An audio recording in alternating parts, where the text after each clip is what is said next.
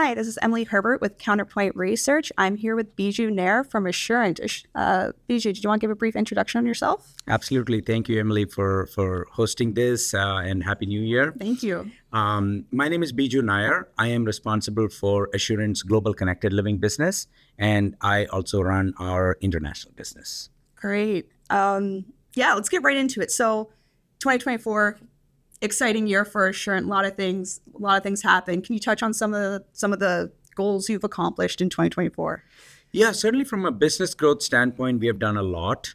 Let me start with our financial services business, which very few people know about. We launched Chase credit card benefits business. So essentially, if you have a Chase credit card and if you're purchasing equipment like phone, etc., if you break it, you're automatically covered. And behind the scenes, we are the ones who are managing that. That's a pretty big accomplishment for us. We have grown our international business as well. We have expanded our business with multiple others in Asia Pacific, Europe, and other places. And the US business continues to grow for us as well. So overall, it's been a great year. Great. It's so exciting to see how much you've grown. And I know aside from that, in terms of the smartphone secondary business, there's been a new building. Yes. That has been a great accomplishment, and thank you for reminding me about that. And I've also talked about the product launches associated with that. So Nashville, which is one of our device care centers, one of the three that we have in the United States, we expanded to a new location that is roughly double the size of what it used to be. And you had an opportunity to visit with us when we were having the grand opening. And that is anticipating the business growth that we are going to experience in the next 5 years. And as you saw, that location is highly automated, a lot of robotics-based processing, activities that is going on, machine vision, and a lot of exciting things going on out there. Vision Tunnel, which is our cosmetic grading process, has been deployed out there. Automated buff and polish capabilities that we have deployed. So lots of exciting things, and our team there continues to expand on the automation that we are doing out there. And it's with the vision of making sure that the results that come out of grading the devices out there are consistent, they're automated, and they're quick. We want to make sure that these devices don't sit in warehouses for a very long time. And then, of course, that helps drive the secondary market value for the devices. So that's pretty exciting. We had a couple of other interesting product launches. You've heard about our Carbon IQ product, which manages and reports the carbon footprint associated with the devices that are being repurposed. So if you trade in a device, we track, how much benefit you have provided to the environment as a result of that. That's taken off really, really well. We have expanded into multiple regions with that. And then along the IQ products, there is a new product that we launched called Performance IQ. And this is more business centric. We want to make sure that we enable our clients, the carriers and retailers, to track how trade-in performance is working. How insurance performance is working. Are they meeting the criteria that they are looking for? If they were looking for a 15% attach rate, are they hitting that? Is that across the board in all regions? Because most of our clients have multiple retail locations. So tracking that, reporting that, and if there is an issue in one particular location or one particular store, work on the training of those clients. What do we need to do in order to do that? So Performance IQ has become, and we launched that in Australia with one of the largest retailers there called Harvey Norman. And we are going to be launching that with some of the retailers here in the US as well. Great. Yeah. And you touched on more of like the in-store aspect with the retail side, but I know Assurant itself with their CPR locations has expanded this year as well. How have you found that's impacted business having in-store locations? I know we're a few years out from COVID. We saw a spike of online kind of integration there. So how has these brick and mortar locations kind of impacted Assurant, and what do you expect to happen with these CPR by Assurant locations? Yeah, Emily, it's a big part of our strategy, primarily because when our clients trust us to make sure that when their customers are having a problem with their devices and they're filing a claim, they have a great experience. And great experience means different things to different people. I may, sitting in cold Chicago, say, I don't want to go out. I just want to get a replacement device. On the other hand, other customers might say that, no, I want to get my devices repaired immediately. And these walk-in repair locations like CPR by Assurant, and we'll talk about some more in Europe that we have expanded, are a big part of that strategy. And what happens is if you're a T-Mobile customer or an Xfinity customer, a Spectrum customer, if you do file a claim, if you have an issue with that, we will send you to a location that is closest to you, but we'll check through our AI technology called dynamic fulfillment to make sure that when you get there, your time is not wasted. There are parts available for your device that needs to be fixed. The technician has a time that is convenient for you. And then when you get there, they can walk in there, get it repaired. We guarantee a 2-hour return. The average time is about 55 minutes, which is less than an hour. So you can easily go get a cup of coffee, have lunch, and come back and pick up your device. And that has been a huge success for us. Numbers don't lie, right? Our Net Promoter Score has been well over 80, about 82 for customers who are getting their repair work done. It's not easy to get. Anything above 55 is considered best in class. 82 is like a dream score. That can tell you how our associates at CPR locations are taking care of the customers and making sure that the quick time and turnaround is really helping. And we'll talk a little bit about the technology behind all of those a little bit later. And also the repair satisfaction is well over 90. That is another indicator that it's going really well.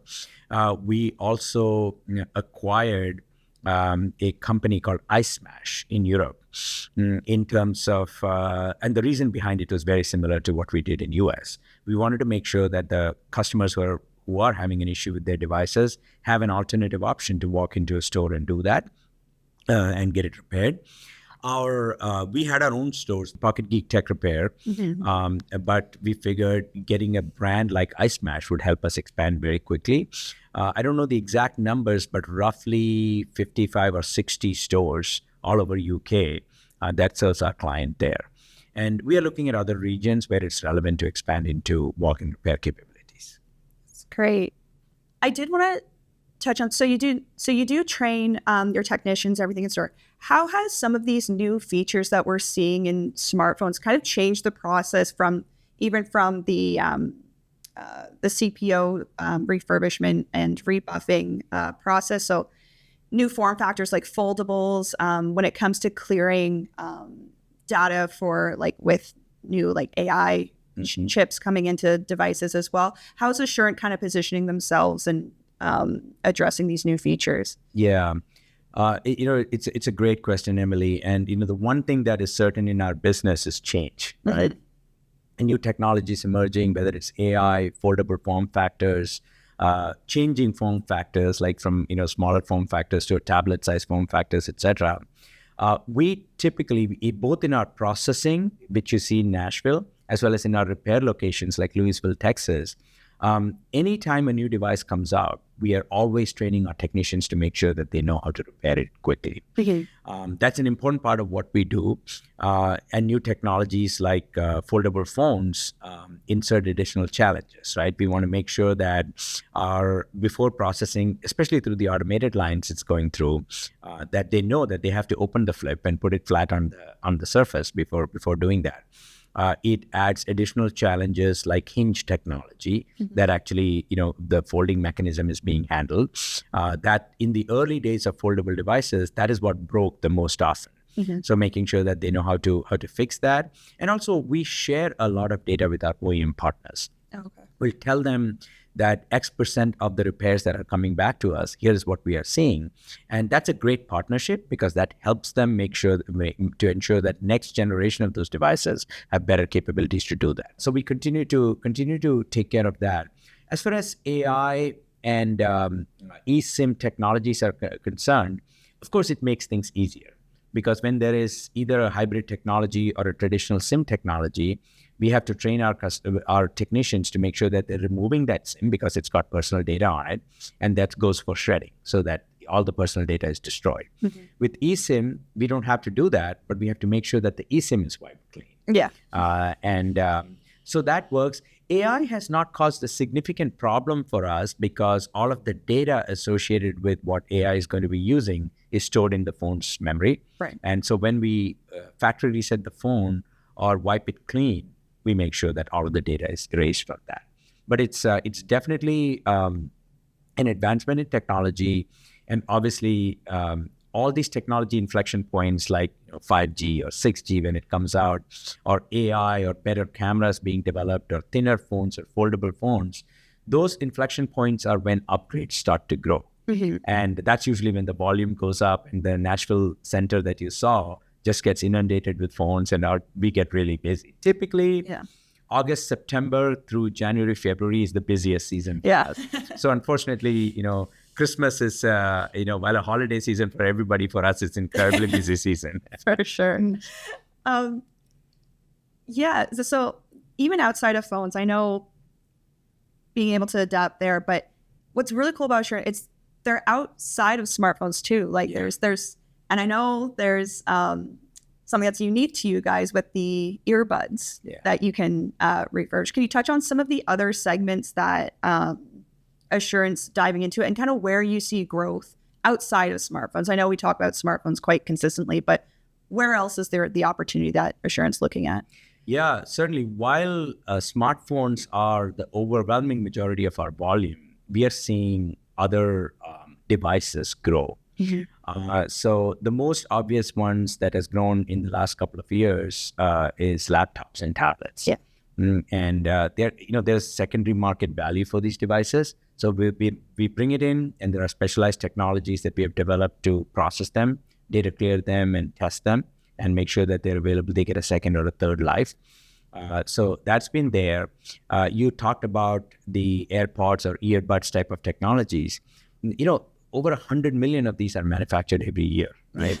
And technology keeps getting better. There's smaller form factors. There's great capabilities like noise cancellation being injected into the third and fourth generation of these devices. And we always look at trade-in as a trigger for upgrade. Because essentially what trade-in does is when you put money in that customer's pocket, that incentivizes them to buy a $300 earbud for that much less, right? If you put $30, $40, $50 into their pocket. And you talked about the technology that we have in Nashville for processing these devices. In addition to making sure that these are tested and they're working really well, there is a little bit of like gross factor associated with it because this is sitting in people's ears. Yeah. So they need to be cleaned and make sure that they are hygienic and ready for secondary market capabilities, which doesn't give people a pause before they buy it. Yeah. So some of the technologies that we saw that we use is the sanitation of those devices. And you saw some stats there, 99.9% elimination of bacteria and viruses or other contaminants that may be found in these devices, because these are the most personal use devices for people. And these do have a second life value. There are people in other markets who normally use a wired headset to have an opportunity to use a Samsung earbud or an Apple AirPod to pair with their devices and use them. So there is a demand for that, and we are seeing that starting to grow. And there are some partners that we are talking to stimulate a trade-in program associated with such devices as well. Wearables, while not significantly high, are also starting to become a very important segment for us. There are unique challenges associated with each one of them, Emily. So watches, as you know, the watch that you're wearing is paired to your phone. Yeah. But when we receive that device, your watch, we don't necessarily have your phone. Mm-hmm. So there are specialized technologies that we have invented that actually allow us to disassociate your watch from your phone if you already haven't done it. Because not all consumers are as savvy as you and I. So they may just say, oh, I'm just going to trade it in. And then, of course, there's personal data on it that we need to make sure that it's being wiped. And now we have a unique technology that allows us to wirelessly connect to those watches and wipe them. instead of plugging in them, individually one by one. And many of them don't even have a ports where you can plug them in as well.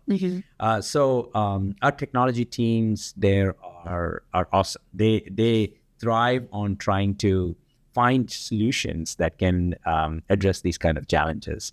And it's continuing to grow.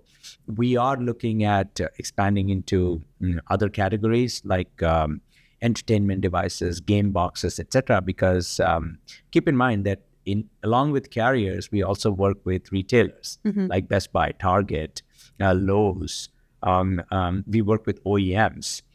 So on our roadmap are a variety of other type of devices that we can actually work along the same philosophy that all these devices have a secondary market value. If they don't, if they're beyond economic value, then figuring out a way to make sure that they are responsibly recycled for environmental purposes.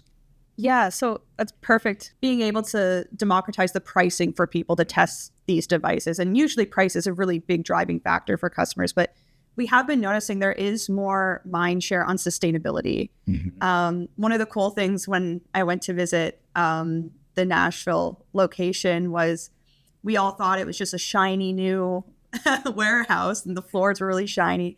But it's actually to keep the carbon footprint down because the lights are able to reflect off the floor. And then even in the actual processing part, there's recycled CO2 being used to buff these devices. So, could you touch on how you're finding customers' attitudes towards sustainability driving towards like the secondary market? And I know you've done it straight from the logistics side, but any other thoughts around sustainability that Assurant's kind of putting at the forefront?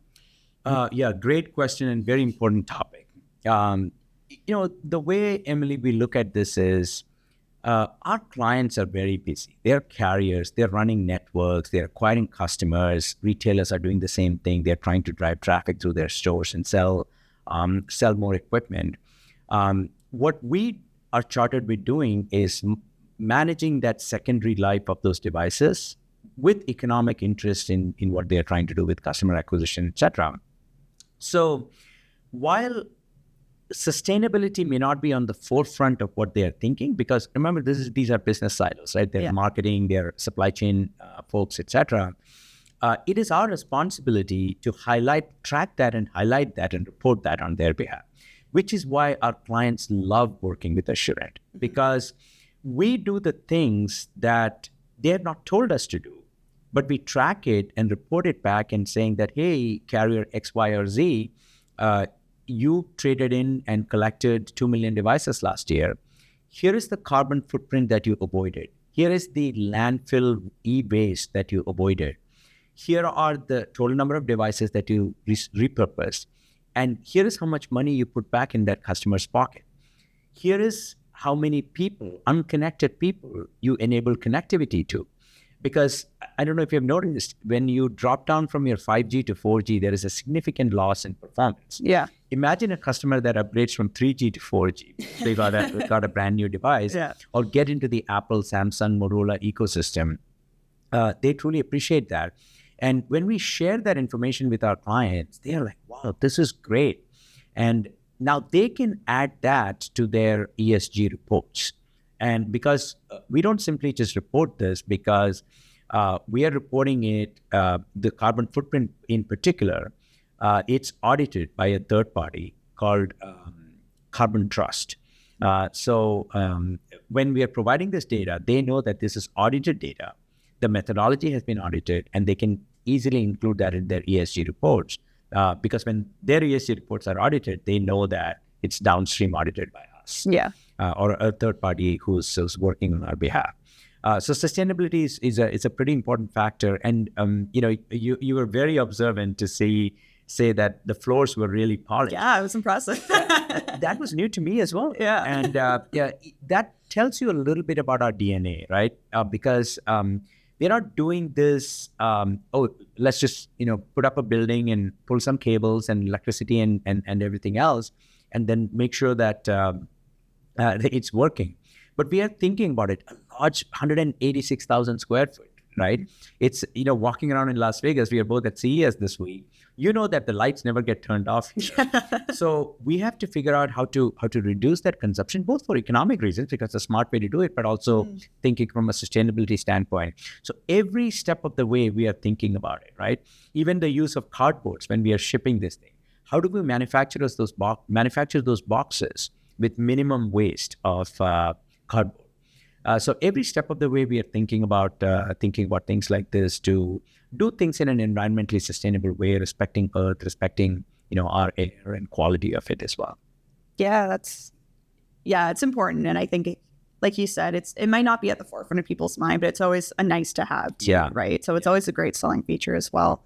So I guess mentioned we're at CES this week. We're seeing a lot of forward-looking thoughts for 2025, a lot of new tech, especially around AI, biggest buzzword.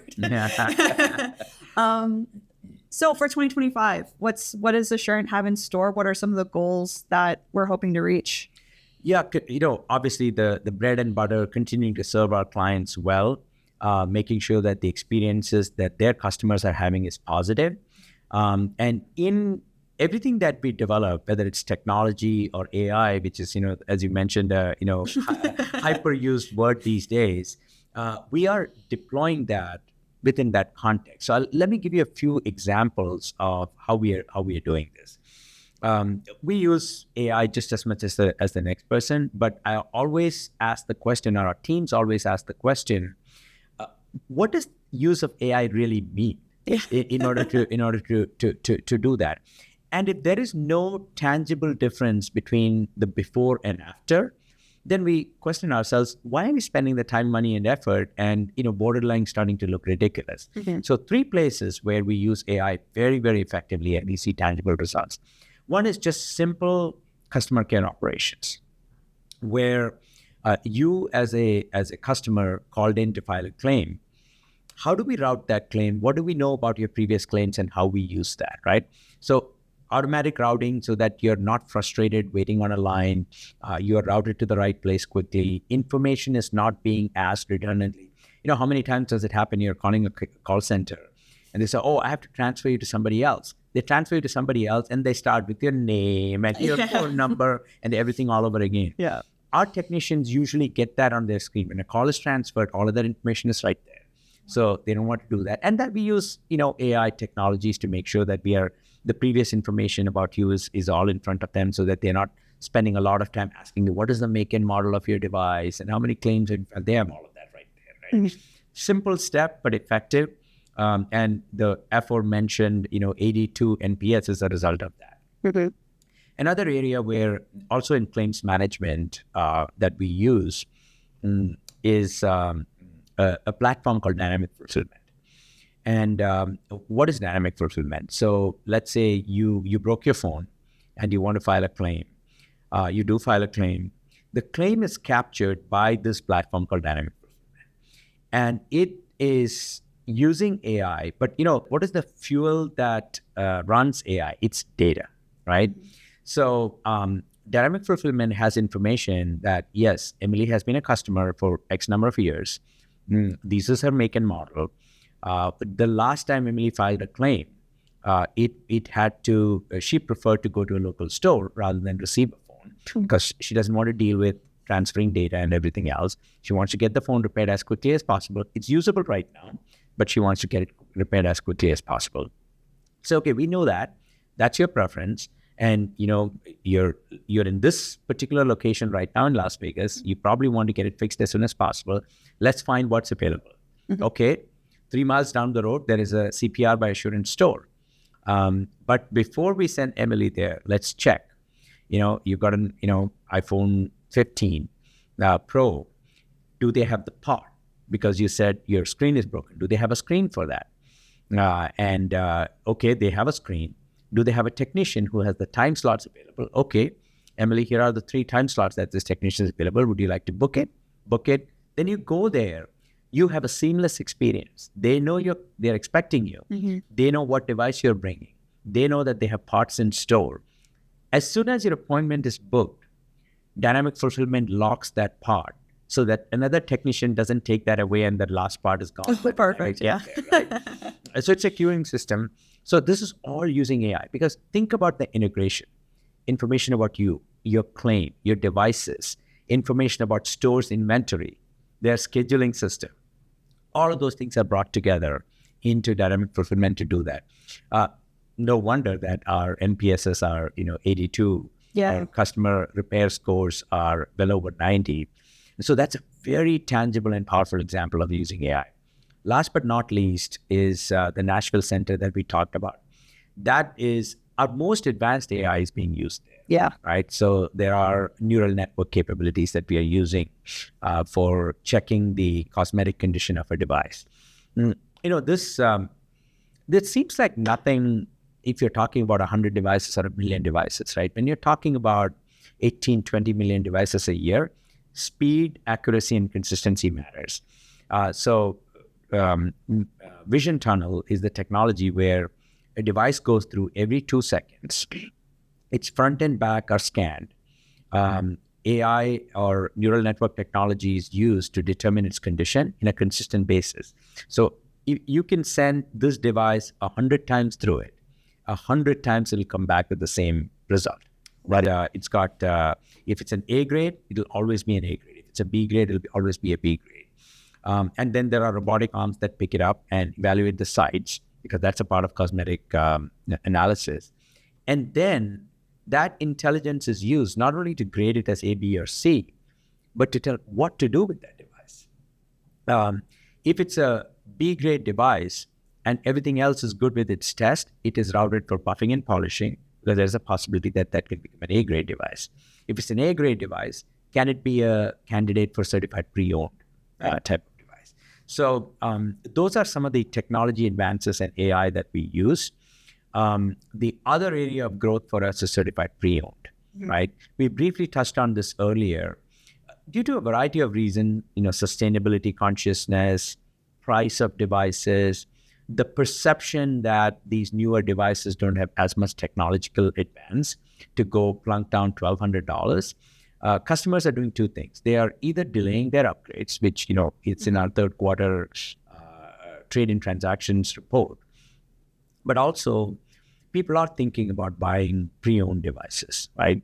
Especially if you're buying it for another family member, for a child or someone like that, saying that, a 14 or a 15 upgraded and with a warranty, a certified pre-owned device is a good mechanism.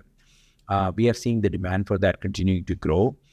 Last year, or actually year before last, we had carved out a separate business within our U.S. Connected Living business, and one of our senior leaders is running and managing that business for us.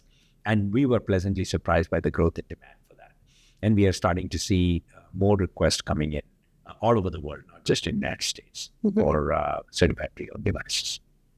Wow. Yeah. I'm looking forward to see what 2025 has in store, especially when it comes to these pre-owned devices. Like you mentioned briefly, holding periods are getting longer. We're seeing technology.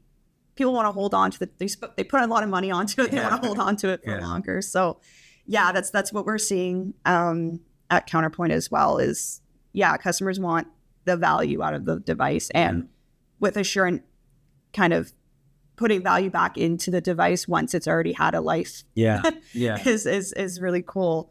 And also, let's not forget that OEMs like Apple and Samsung are making these devices more resilient. Yes. Right? They're every year when it comes out, they talk about how much they have increased their drop test heights, right? When they are testing these devices. So the resilience also causes consumers to keep the devices a little bit longer. It looks good, it works well, it's not broken, and we continue to use that. But obviously, both carriers, retailers, and OEMs all have an interest in getting consumers to upgrade to the latest and greatest devices. And I think, AI is the technology inflection point. And as that gets better and better and more use cases are deployed in that, we'll start to see how the upgrade cycles will speed up. Great. Yeah. All right. Well, thank you for taking the time to chat with me today. I know it's CES, we got a lot to do. So look forward to see what Assurant comes out with in 2025. Yeah, always a pleasure. And thank you for making the time to talk to me. And we should get you back out to Nashville soon so that you can see what advances we are making there. Absolutely. I'll always come out to enjoy the sun. Especially this time of the year. Exactly. Right? Yeah. All right. And thank you for joining CP Conversations. We look forward to seeing you next time. Take care. Thank you.